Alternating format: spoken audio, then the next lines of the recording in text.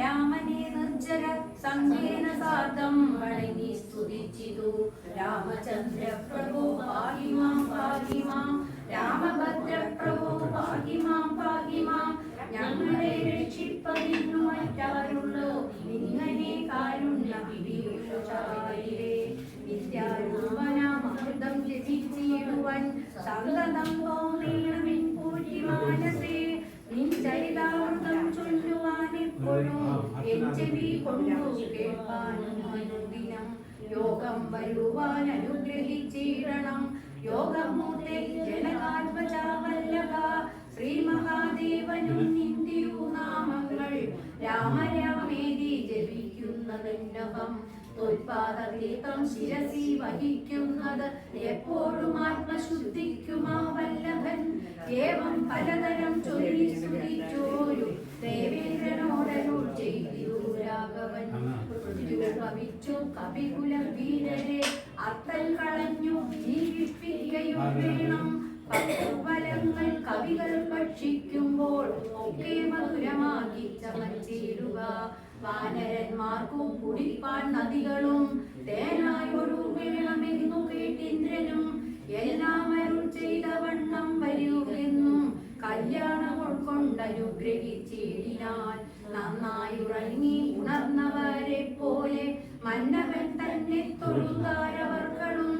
ചന്ദ്രചൂടൻ പരമേശ്വരനും രാമ ചന്ദ്രനെ നോക്കി അരുൾ ചെയ്തന്നേരം. നിന്നുടെ താതൻ ദശരഥൻ നന്ദിത നിന്നു വിമാനം അമർന്നു നിന്നെ കാണാൻ. ചെന്നു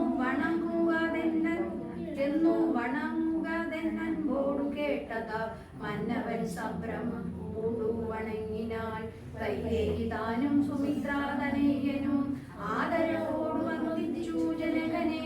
കാടം പുണർന്നു നിറുകയിൽ ചുംബിച്ചു ഉടനായോരു പരമപുരുഷനെ. സൗമിത്രി തന്നെയും മൈഥിലി തന്നെയും പ്രേമപൂർവം ഉണർന്നാനന്ദമഗ്നായി ചിന്മയനോടു പറഞ്ഞു ദശരഥൻ. ജന്മകനായി പിറന്നവാനി ഞാൻ നിർമ്മലമൂർത്തെ ധരിച്ചിരുന്നാകയാൽ. ജന്മം മരണാദി ദുഃഖങ്ങൾ തീർന്നിതും നിൻ മഹാമായ മോഹിപ്പിക്കയായെങ്കിലും. കൽമഷനാശന കാരുണ്യവാരിതേ. സാധവാക്യം കേട്ട രാമചന്ദ്രൻ സദാ മോദേന പോവാനനുവദിച്ചിടിനാൻ. ഇന്ദ്രാദി ദേവകളോടു ദശരഥൻ ജന്മമരാവതി പൂക്കുമരുളിനാൻ. സത്യസന്ധൻ വന്ദിച്ചനുജയാൽ സത്യലോകം വിരിഞ്ഞനും. കാത്യായനി ദേവിയോടു മഹേശ്വരൻ പ്രീത്യാ വിഷാരൂഢനായെഴുന്നള്ളിനാൻ.